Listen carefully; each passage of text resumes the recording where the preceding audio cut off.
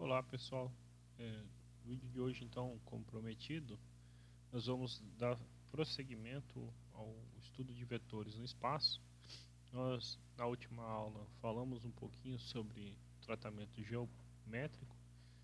Só para recordar vocês então, vetores no plano são vetores que possuem para a gente três dimensões, né?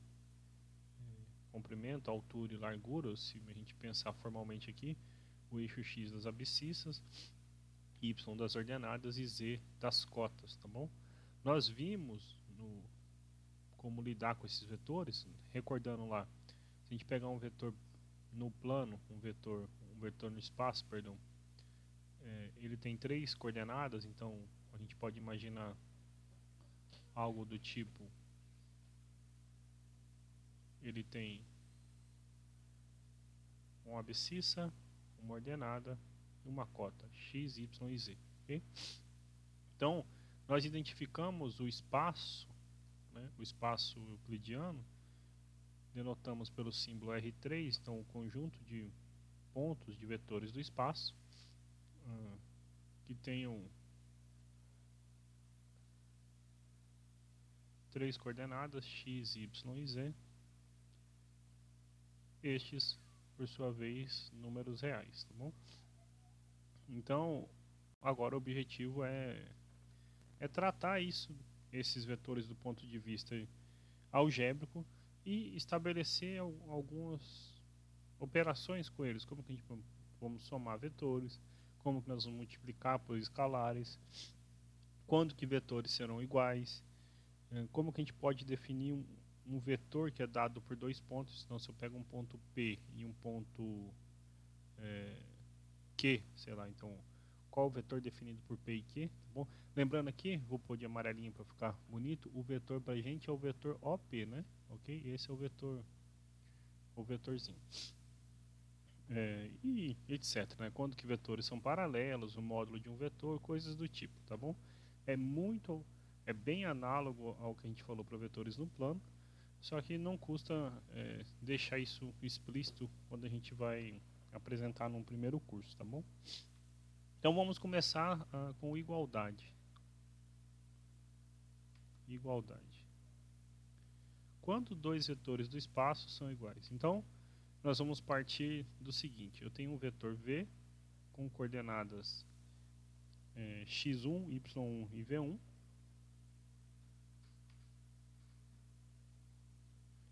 E um vetor U com coordenadas x2, y2 e z2. Nós vamos dizer que os vetores U e V são iguais se eles de fato estão no mesmo lugar do espaço, ou seja, se as coordenadas coincidem, tá bom? Então, U é igual a V, C e somente C, x1 for igual a x2, y1 for igual a y2 e z1 for igual a z2, ok? Abscissas, ordenadas e cotas coincidem, tá bom? Bem análogo ao que a gente falou para vetores no plano, então não vou fazer nenhum exemplo, mas fique então entendido. Recordando que a gente está usando o abuso de notação de não botar a setinha em cima para representar um vetor V, tá bom? A gente está identificando esse V sem a setinha para facilitar as notações ao decorrer do curso, tá bom? Como que a gente então faz operações? Como que a gente determina então operações entre vetores, ok? As operações que a gente conhece aqui nesse momento são as de soma e multiplicação por escalar. Então, se a gente mantiver o padrão U e V dados como anteriormente, para não precisar escrever, como que eu defino a soma entre U mais V? É a mesma ideia da regra do paralelogramo.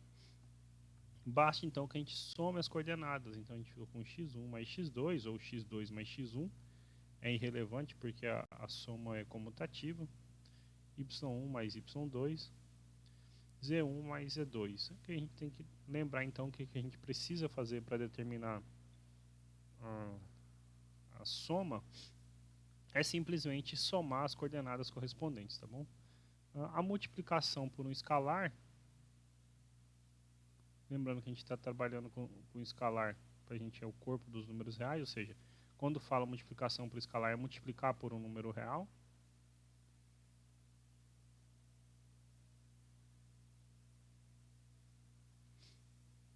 Vou até escrever alfa, um número real. Então, o que é alfa vezes o vetor v?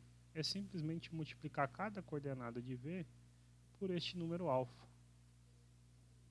Então, é alfa vezes x1, alfa vezes y1, alfa vezes z1.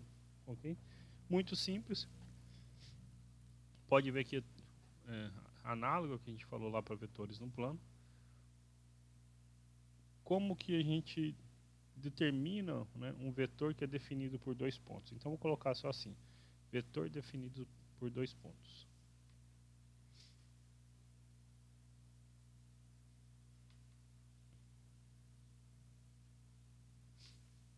Recorde que no plano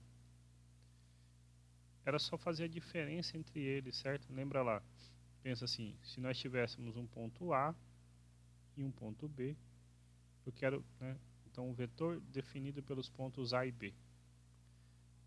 Simplesmente, se eu chamasse esse vetor de V, o vetor V definido por A e B, aqui eu vou pôr a seta para a gente entender que não é o segmento, mas é o vetor, era simplesmente fazer a diferença entre as coordenadas de A e B, ok? Aqui, para a gente, vai ser análogo. Em vez de ser um plano, você poderia pensar assim, olha, eu estou no espaço, né? Então, tenho três dimensões, x, y e z, né? Então, esse meu vetor está no espaço. É análogo, tá? Então, se o ponto A tem coordenadas xa, ya e za, e o ponto B tem coordenadas xb, yb e zb, o vetor V definido por A e B terá coordenadas, então aqui só V terá coordenadas, simplesmente fazendo B menos A, deixando uma expressão aqui pra gente, x de B menos x de A, y de B menos y de A, z de B menos z de A. Vejamos um exemplo. Então, exemplo. Imagine que A tivesse coordenadas 1, 2 e 3 e B menos 1, 0 e 2, por exemplo. Ok? Qual é o vetor V, né? Determinar o vetor V definido por A e B. Então, qual é o vetor V definido por A e B? Simplesmente, basta que a gente faça a diferença entre as coordenadas de A e B. Ok? Então, o vetorzinho V é B menos A. Então, menos 1, 0 menos 2, 2 menos 3. Então, o vetor V definido por A e B terá coordenadas menos 2 e menos 1. Muito simples, né? Além de vetores entre dois pontos, né, determinado por dois pontos, como a gente acabou de falar, nós podemos falar sobre quando que vetores são paralelos, ok? Então, para não ficar muito lá para baixo, vamos falar sobre o paralelismo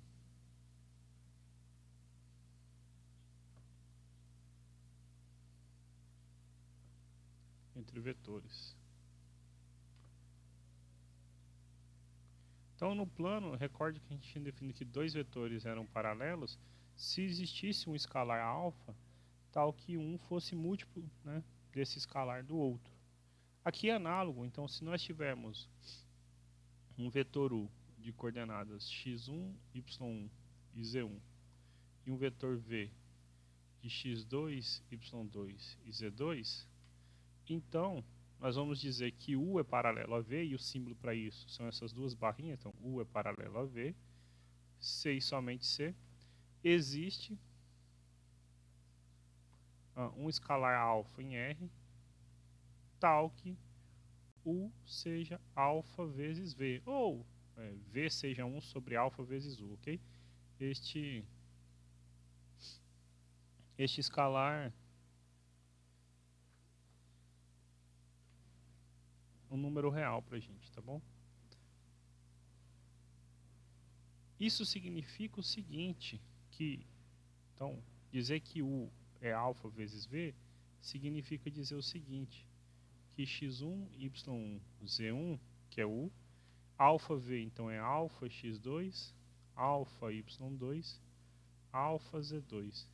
Esses vetores são iguais, recordem, a definição de igualdade entre vetores significa que as coordenadas correspondentes precisam ser iguais. Então, x1 é alfa x2, y1 é alfa y2, z1 é alfa z2.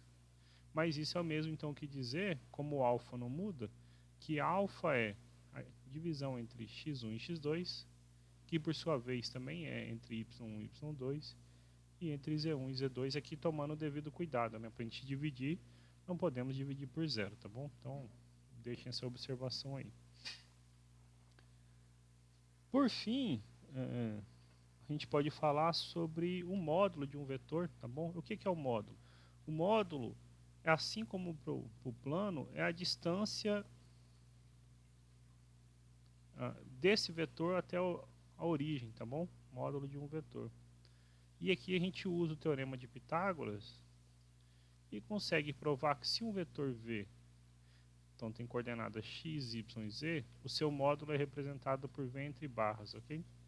Então, o módulo de V é a raiz quadrada de x ao quadrado mais y ao quadrado mais z ao quadrado, ok? É um bom exercício verificar isso.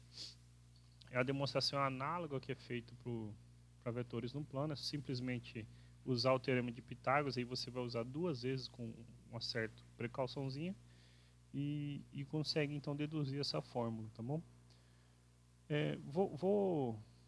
Vou realizar aqui dois exemplos para a gente poder encerrar essa aula, tá bom?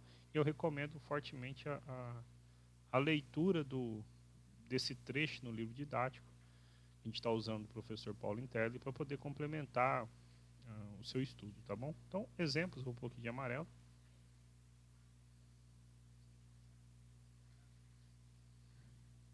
Primeiro exemplo. Imagina que a gente tem os pontos, então. Eu vou escrever o ponto A. Tem coordenadas 0, 1 e menos 1. O ponto B tem as coordenadas 1, 2 e menos 1. Nos sejam dados três vetores, U, V e W. Então, U é o vetor que tem coordenadas menos 2, menos 1 e 1. V tem coordenadas 3, 0 e menos 1. E W tem as coordenadas menos 2, 2 e 2. A pergunta é, existem números A1, A2 e A3 tais que W seja escrito da seguinte maneira? Então, assim, pergunta. Esse símbolo aqui é de existe, tá bom? Então, existem A1, A2 e A3 números reais, tais que W possa ser escrito como A1 vezes o vetor definido pelos pontos AB, mais A2 vezes o vetor U, mais A3 vezes o vetor V. Okay? Entre outras palavras, está escrito se é possível escrever W como combinação linear dos vetores U, V e o vetor definido por A e B. Digamos que esse vetor aqui, vamos dar um nome a ele, fica mais bonitinho. O VW, vamos chamar esse aqui de vetor K, ok? Então, será que W é a combinação linear de U, V e K? E deixar uma observação para vocês pensarem. Nós vimos lá no plano que dois vetores não paralelos sempre constituem uma base para o plano. O que significa base? Base para a gente é que qualquer vetor do plano pode ser escrito como combinação desses vetores, ok? Lembra lá do vetor 1, 0 e 0, 1, tá bom? Será que esses K, U e V formam uma base para os vetores do espaço? Ou seja, será que qualquer vetor do espaço pode ser escrito como combinação linear de U, V e K? Ou seja, combinação linear, será que existem esses números para qualquer vetor? Que se a gente trocasse esse W por um outro vetor genérico, um vetor que tivesse coordenadas x, y, z, será que sempre existiria solução para esse problema? Então, o que a gente vai ver é que no espaço, todo conjunto de três vetores que não são coplanários, ou seja, não estão no mesmo plano, constitui uma de suas bases, tá bom? E aí a gente pode, ao resolver esse problema, a gente vai ver que tem a resposta positiva, a gente pode, de alguma maneira, intuir, ou seja, acreditar que estes vetores são uma base para o plano, tá bom? A solução é parecida, eu deixo como exercício para vocês pensarem isso, tá bom? Mas vou resolver só o caso particular, tá? Senão o vídeo fica muito extenso. Primeiro de tudo, então, a gente precisa determinar o vetor K, que é o vetor definido pelos pontos A e B. Simplesmente vamos fazer as coordenadas de B menos as coordenadas de A. 1 menos 0, 1. 2 menos 1, 1. Menos 1 menos menos 1, ou seja, menos 1 mais 1, 0. Esse é o nosso vetor K. Então, as coisas começam a tomar mais sentido. Quem é o vetor W, né, do nosso problema? W é o vetor menos 2, 2 e 2. Nós buscamos escrever isso como A1 vezes o vetor K, 1, 1, 0, mais A2 vezes o vetor U, menos 2, menos 1 e 1, mais A3 vezes o vetor V, 3, 0 e menos 1. Tudo que a gente precisa fazer agora é multiplicar vetores por escalares e somar esses vetores. Então vamos fazer isso já de uma vez só. A1 vezes 1 é A1. A2 vezes menos 2 é menos 2A2. A3 vezes 3, 3. Então nós vamos ficar com 1A1 menos 2A2 mais 3A3. Definição de soma de vetores. A gente soma as coordenadas correspondentes. Ou de amarelo aqui. A1 vezes 1 é A1. A2 vezes menos 1, menos A2. A3 vezes 0 é 0. Então tem que fazer. E de verde, A1 vezes 0 é 0. A2 vezes 1 é A2. E A3 vezes menos 1, menos A3. O que a gente tem é simplesmente um sistema com três equações e três incógnitas. A gente vai ver que ou este sistema ele pode ter uma solução, né, uma única, infinitas ou nenhuma, tá bom? E aí o que a gente quer saber é se tem solução. Se tiver solução, quer dizer que pode ser escrito como combinação linear. Se não tiver solução, então não tem como escrever o vetor menos 2, 2 e 2 como combinação linear. Então, isso significa resolver o seguinte problema. A1 menos A2 mais 3A3 igual a menos 2, perdão. A1 menos A2 igual a A2. A2 menos A3 igual a A2 também, ok? Olha só que interessante. Se a gente for resolver, escalonar, fazer com calma essa solução, aqui só um cuidadozinho que eu botei só A2, mas é menos 2A2, né? Menos 2A2. A gente precisa escalonar, matar as variáveis. Então, como é que eu ia sumir com A1 aqui? Eu multiplicar a primeira linha por menos 1, somar com a de baixo, então a gente já conseguiria remover A1 da jogada, tá bom? Com mais um passo a gente removeria 3, e aí resolvendo a gente consegue então determinar a solução. Quem é a solução? A solução é A1 igual a 3, A2 igual a 1 e A3 igual a menos 1, tá bom? Eu recomendo que, de fato, escalone e resolva esse sistema e verificar que é solução, tá?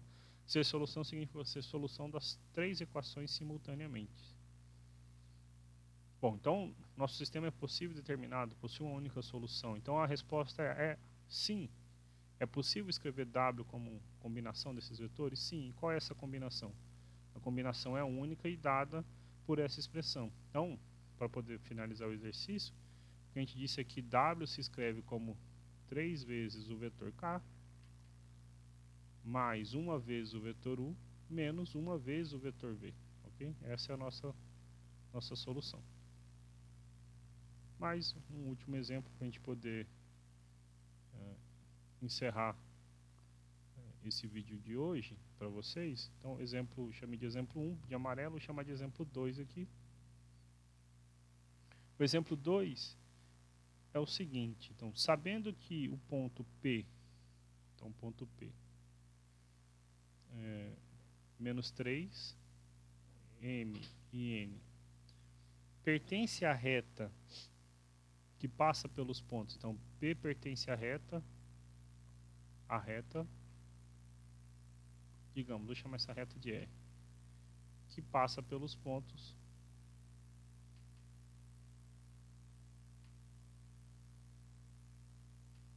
quais pontos? Ponto A, 1, menos 2 e 4, e B, menos 1, menos 3 e 1. A pergunta é, então, com essas informações, determine M e N, ok? O que a gente vai usar aqui, a ideia de paralelismo, tá bom? Por quê? Vou pegar minha régua aqui e vou fazer uma reta só para ilustrar a nossa situação. Então, nós temos a reta que passa por dois pontos é a única, tá bom? Existe uma única reta, né, que passa por dois pontos dados, ou seja, dados A e B, existe uma única reta que contém A e B. Então, essa é a reta do nosso problema, né? A gente não está preocupado com a equação da reta nem nada. Aí o exercício diz o seguinte, que o ponto P, ele pertence à reta, ele poderia estar aqui, ou poderia estar aqui, ou aqui, vamos fixar num lugar para ilustrar nosso problema. Para efeito de solução, vamos imaginar então que o ponto P estivesse à direita de B, tá bom? P pertence à reta. Se o P pertence à reta, então a gente sabe que esses segmentos, por exemplo, AP e AB, devem ser paralelos, ok? Então, o que nós temos é que o segmento AB, ou o vetor definido por AB, por assim dizer, deve ser paralelo ao vetor AP. Determinar o vetor AB e o AP é simples, né? O AP vai ficar em função de M e N. Já o AB vai ficar em função de ninguém, na verdade. Terá suas coordenadas bem definidas, tá bom? Então, digamos que V seja seja o vetor AB, que é simplesmente a gente fazer as coordenadas de B menos as coordenadas de A. Então, nós temos menos 1, menos 1, menos 2. Menos 3, menos 2, então menos 3 mais 2, menos 1. 1 menos 4, menos 3. U é paralelo ao vetor V, vou pôr o vetor V de verde. Quem é o vetor V? AP, por exemplo, ok? Poderia pegar BP ou algo do tipo, tá bom? Esses segmentos ainda seriam paralelos, então a gente ficaria com P menos A. P menos A, então, P é menos 3 menos menos 1, menos 2. M menos menos 3, M mais 3. N menos 1. Ok? E a gente comentou ali atrás. Opa, perdão, eu fiz as contas erradas, vamos corrigir, né? Eu fiz de P com B, é P com A, né? Então, menos 3 menos 1, menos 4. M menos menos 2, M mais 2. N menos 4. Agora sim tá condizente, tá bom? Como U e V são paralelos, então, como U e V são paralelos, então existe uma constante alfa tal que U seja alfa vezes V. E isso significa, pelo que a gente também comentou lá atrás, que esse alfa ele pode ser escrito, então, as coordenadas de U sobre as coordenadas de V, ou as de V sobre a de U, né? Então, por exemplo, se nós mantivermos o padrão, porque eu escrevi U é alfa vezes V, então alfa, eu estou passando as coordenadas de V dividindo, certo? Então é menos 2 sobre menos 4 quando eu olho para a abscissa. É menos 1 sobre m mais 2 quando nós olhamos para a ordenada. E é menos 3 sobre n menos 4 quando nós olhamos para as cotas, ou seja, as coordenadas de z. O legal é que pela essa primeira igualdade, eu vou destacar ela aqui de vermelho, nós temos que o alfa é menos 2 por menos 4, é 2 por 4, é meio. Alfa é meio. Se o alfa é meio, a gente consegue então determinar mn. Por quê? Menos 1 sobre m mais 2 também é meio. Então, isso é a mesma coisa que dizer que menos m mais 2 é 2, né? A gente só inverteu, né? O inverso de m mais 2 é meio com sinal trocado. Então, m mais 2 é menos 2. O 2 está somando, passa por lá subtraindo. M é menos 4. O m é menos 4. E similar, ok? Menos 3 sobre n menos 4 é meio, ok? Então, n sobre 4, menos isso, né? Sobre 3 é 2. Passa esse 3 multiplicando, então, menos n menos 4 é 6. Inverte o sinal, então, n menos 4 é menos 6. O n é menos 6 mais 4, menos 2. Ok? Portanto, vamos pôr como resposta aqui, o nosso ponto P vai ter quais coordenadas? Olha só.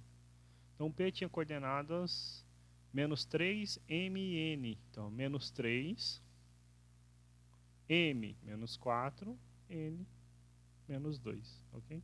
Bem simplesinho o exercício. Vocês vão ver que algumas coisas não deu tempo de falar, até porque senão o vídeo fica grande, fica desnecessário. Eu recomendo ainda que vejam alguns dos exercícios resolvidos, ou seja, os exemplos que o livro deixa, tá bom? Vejam a observação sobre como determinar o ponto médio de um segmento, para poder resolver completamente a lista, tá bom? Lembrando que a lista de exercício são os exercícios que estão compreendidos entre a página 40 e 45, dos números 1 ao 56, mas eu já deixei o PDF dessas questões no Moodle para vocês, tá bom? A gente se encontra na próxima semana com a nossa aula síncrona, tá bom? Esse é um dos complementos de conteúdo que estava faltando para vocês. Na próxima aula, então, nós vamos iniciar o capítulo 2, que trata sobre o produto escalar. Okay? Então, nós vamos falar sobre o produto escalar para vetores. Na sequência, produto vetorial e depois produto misto, tá bom? Aí, para no futuro a gente chegar em reto, plano e o que mais for possível fazer, tá bom? Forte abraço e até a próxima.